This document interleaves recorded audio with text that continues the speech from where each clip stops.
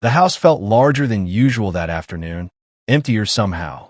Before I continue, I should mention that I'm sharing this story because I believe it might help someone else recognize the warning signs. I'm sharing this story because I believe it might help someone else recognize the warning signs.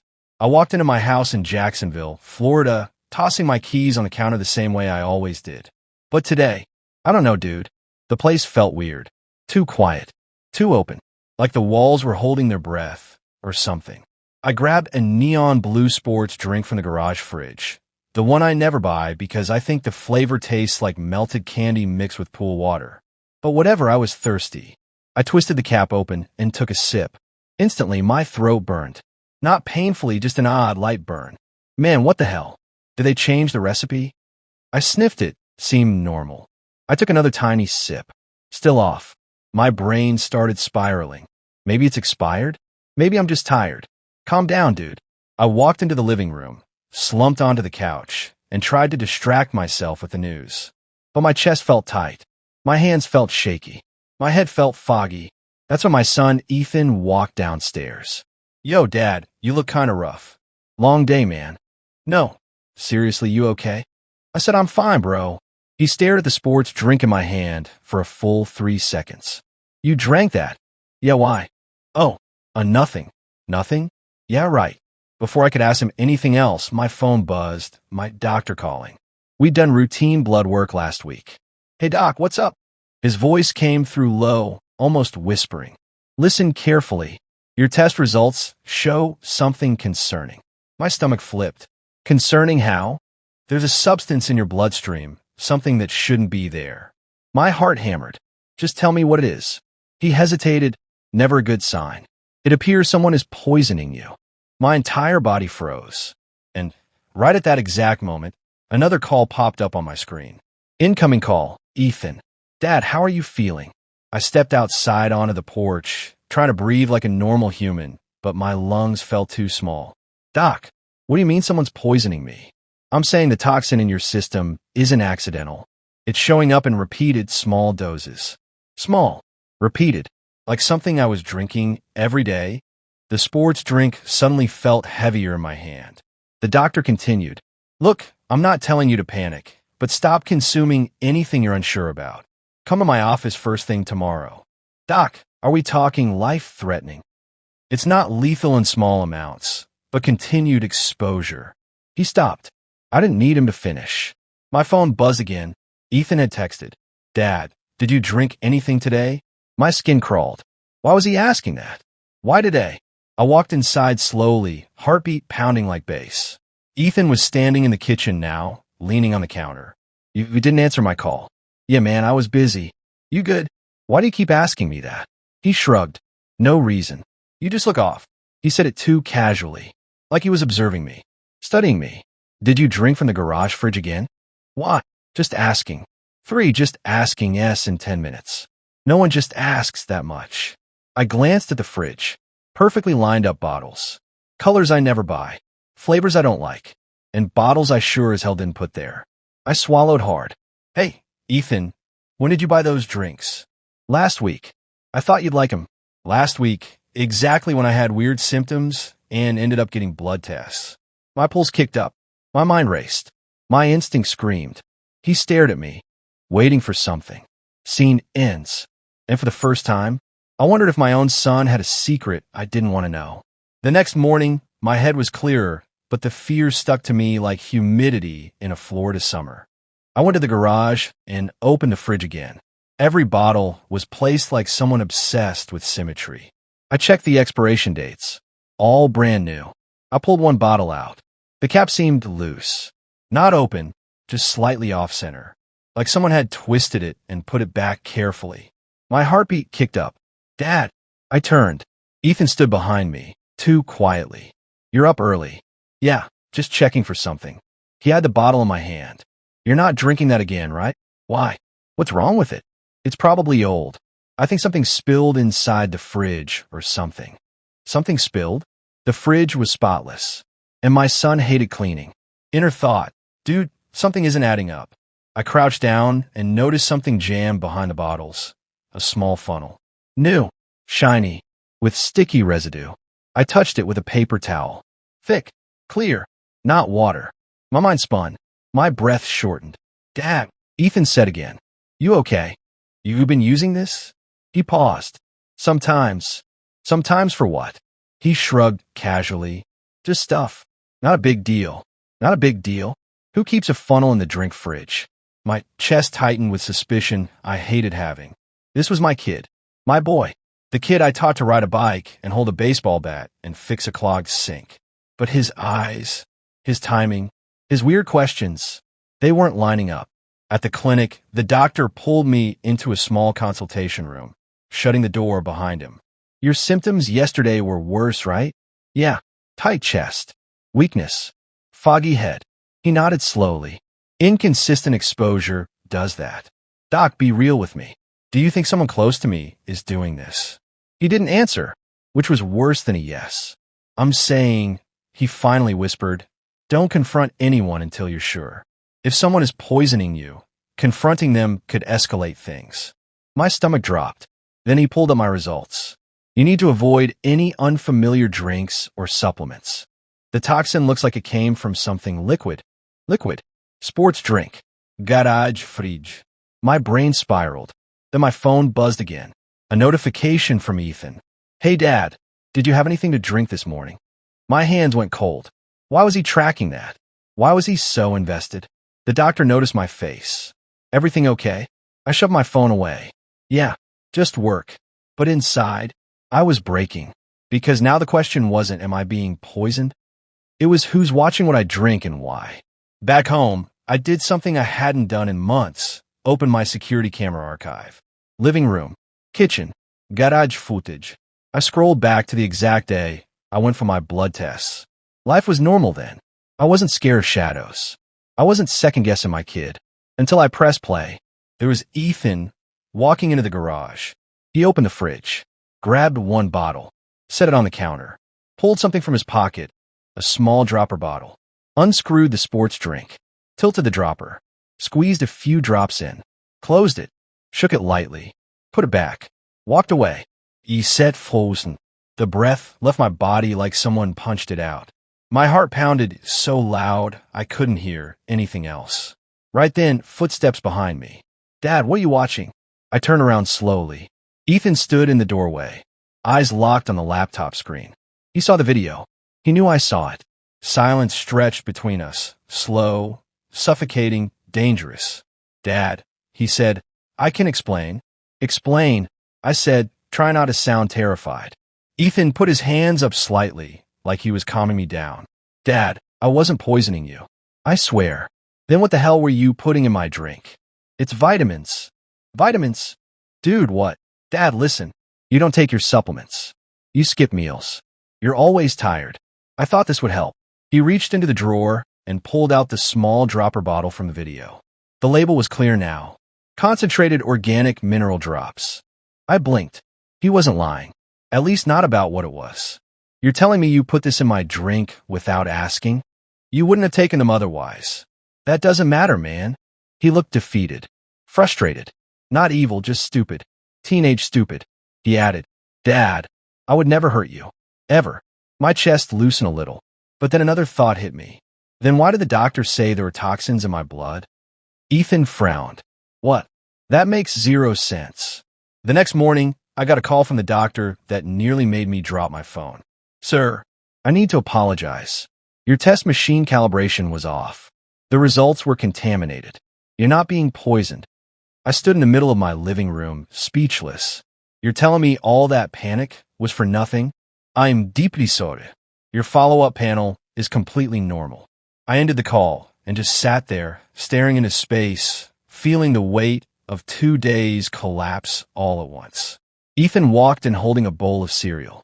So what did the doctor say? He messed up. False alarm. Ethan sighed in relief, so loud it echoed. Good. Because, dude, that was the wildest 24 hours ever. We both sat quietly, letting it sink in. Then he smirked. Dad, I kind of recorded my side of this whole disaster. What do you mean recorded? For my new TikTok health channel. I stared at him. No. And no. Tell me you didn't. People love dramatic health stuff, man. It's gonna blow up. I rubbed my face. Bro, I thought you were poisoning me. And you were filming. He shrugged. Welcome to content creation, Dad. I shook my head. I swear if my face ends up in some video called Revenge with Father, I'm grounding you. He grinned. Too late. It's already posted. I groaned. He laughed. And just like that, the fear, the suspicion, the paranoia, it all melted into something else. A ridiculous, chaotic father-son story we'd never forget. For the next 2 days, everything felt weirdly normal. Too normal. Like when a Florida hurricane passes and the sky is way too blue afterward. Perfect in an unsettling way. Ethan was back to his usual routine. Sleeping till noon, blasting music that sounded like robots screaming, leaving cereal bowls in places no cereal bowl should ever be. But I couldn't shake the paranoia. Even though the doctor apologized, even though the toxin was a calibration error, my brain kept replaying the footage of Ethan dropping liquid into my drink. Yeah, they were vitamins, I get it, but still, man. It's not exactly comforting to see your kids sneaking stuff into your food behind your back. So that night, I walked into the garage again. I opened the fridge. Same perfect Rosa bottles. Same stupid neon blue drinks I'd never willingly buy. And then it hit me like a slap. I didn't buy these drinks. Ethan didn't buy them either. But someone did. My stomach dropped. Before I could process anything, Ethan walked in behind me. You checking the fridge again? Just making sure nothing's weird. He smirked. Dude, relax. I'm done dosing your drinks. Don't say dosing like that. Why not? Makes you sound like you survived something dramatic.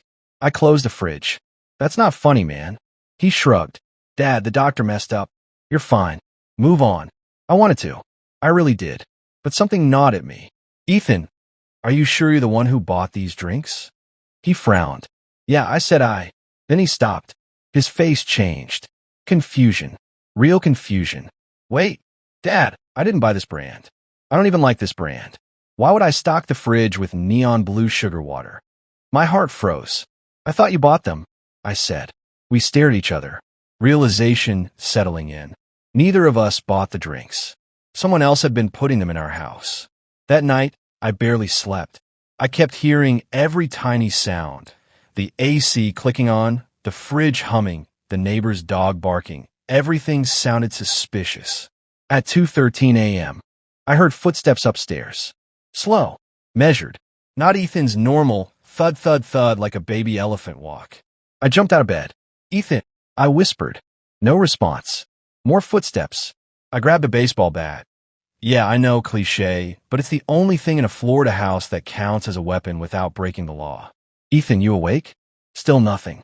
I moved slowly up the stairs, heart slamming in my chest. Halfway up, a voice whispered, Dad. I spun around. Ethan stood behind me, wide awake, eyes big. Dude, what are you doing? He whisper shouted. I heard footsteps. Bro, I heard them too. We both froze. Steady, faint footsteps came from the second-floor hallway. My blood turned to ice. We weren't alone. Is someone in the house? Ethan whispered. I don't know, but whoever stocked that fridge didn't walk through the front door. We crept down the hall. Every step felt like I was walking into a horror movie I didn't audition for. We reached the guest room. The footsteps stopped. I looked at Ethan. Ready? No dude, but do it anyway. I kicked the door open. The room was empty. But something was off. The window was cracked open. Curtains moving. A faint smell, like some chemical or cleaning supply. Ethan pointed under the bed. Dad, look. I crouched down, and my heart almost exploded. Under the bed was a small cardboard box. Inside it, the same brand of sports drinks, a funnel identical to the one I found, and a handwritten note. He drinks from the blue ones. I grabbed the box and dumped it onto the bed. Ethan stared at it like it was a live bomb. Dad, who the hell wrote that? I don't know. Bro, this is messed up. No kidding. My mind raced. Who had access to the house? Family? No. Neighbors? No one had a key. Friends? I barely had two. Ex-wife. She lived in Colorado and hated Florida more than she hated humidity. So who? Ethan grabbed the note. Dad, what if someone's watching us? My skin crawled. The thought felt too real. I checked the window. It wasn't broken. The lock wasn't forced. Someone opened it from the inside, which meant, Dad, Ethan's voice cracked. Someone's been coming inside while we're gone. My throat tightened. This wasn't teenagers, or vitamins, or blood test errors. This was intentional. It's the garage, I said slowly. The keypad. You remember last month when it glitched? Ethan nodded. We never reset the default code. We both looked at each other, realization hitting like a punch. Anyone familiar with our house could have figured out the code. Anyone who watched us come and go. Anyone who knew the schedule. Dad, this is bad. I know. Ethan picked up another bottle from the box. Why the hell would someone target you? I stared at those words. Why me? I didn't know money. I wasn't feuding with neighbors. I wasn't dating anyone. I wasn't in trouble. But then Ethan said something that made the bottom of my stomach drop. Dad, what if you weren't the target? I blinked. What? What if the drinks weren't meant for you? What if they were meant for me? My hands went numb. Ethan and I sat in the living room, the box of drinks between us like evidence in a crime doc. Dad, if the drinks weren't for you, then someone was trying to get to you, I finished. Ethan looked down at his hands. I mean, I'm not special, bro. Why me? You're on that basketball travel team, I said. You told me some scouts follow your games online. He shrugged. Yeah, but that's just views. Not whatever this is. I paced. There had to be a motive. But the window, the note, the drinks placed quietly in our home. This wasn't a random creep. This was planned. You know anyone acting weird at school? Ethan shook his head. Anyone from your team jealous? Mad at you? He hesitated. Actually, yeah. I froze. Who? He swallowed. Coach's nephew. That dude hates me. He thinks I stole his starting spot. Would he break into our house? Ethan gave me a dead stare. Bro, he threatened me last month. Like legit said, I'll make sure you never step on court again. I thought he was being dramatic. My stomach sank. Scene ends with both realizing. This wasn't random. This was targeted. We drove to the school. Parking lot empty. Lights buzzing. Everything giving don't be here at night energy. We found Coach sitting in his office, doing paperwork. He looked up. Evening. Everything okay? Ethan stepped forward. No, actually, someone's been breaking into our house. Coach's face changed. What? Are you two safe? Yeah, I said. But your nephew? Ethan thinks. Coach didn't let me finish. He's not my nephew anymore. We both blinked. He was kicked from the program last week. Harassment issues. Threatened players, staff, everyone. We filed a report. My pulse spiked. Coach kept talking. He followed Ethan's games obsessively. He talked about him nonstop. We caught him sneaking around the gym late at night, too. I exhaled slowly. Coach, would he target Ethan at home? Coach didn't answer immediately. Then he nodded. Yes, he would. Ethan's eyes widened. Dude, that's insane. Coach stood. Look, if he's coming to your house, this isn't a team issue anymore. You need to report it. Already planning to, I said. But Coach stopped us. There's something else. We checked his locker. He had a notebook full of random notes about players. Pages on Ethan. As in what kind? I asked. Nothing violent. Just weird tracking. When he practices, what he drinks, what he eats. Obsessive stuff. Ethan whispered. Dude was stalking me. We left the building with a mix of relief and fear. Now we knew the who. Next was the why. When we reached home, something fell off. Lights we didn't leave on. Curtains slightly moved. A chill in the air. But no footsteps this time. Instead, on the kitchen counter, a single blue sports drink bottle. A sticky note on it. Wrong house. Relax. I'm done. Ethan stepped back. Bro, what? I grabbed the note. 5 words. Weirdly calm handwriting. He's not threatening anymore, I said. He's backing off. Or he's playing with us, Ethan muttered. But deep down, it felt like someone who finally got caught and was backing out. Still creepy, but not escalating. We called the non-emergency line, filed a report, secured the house, changed the codes, set cameras. That night, for the first time in weeks, I slept without hearing phantom footsteps. Life went back to normal. The drinks stopped appearing. Ethan dominated his games. Coach replaced the unstable nephew with a legit assistant. Our house felt like a home again. One day, I opened the garage fridge. Empty. Normal. Boring. And for once, boring felt like heaven. Ethan walked in and smirked. No more neon drinks, huh? Absolutely not. Good. They tasted like expired windshield wiper fluid. I laughed. A real laugh. The first in a long time. This story isn't over. Not even close. If you want to know what was really behind that last message, hit that follow button and stick around. This is Revenge with Father. And trust me, the next chapter hits way harder. Beat. Screen flickers. A blue bottle rolls in a frame slowly. Top Subis City before the next clue shows up at your door.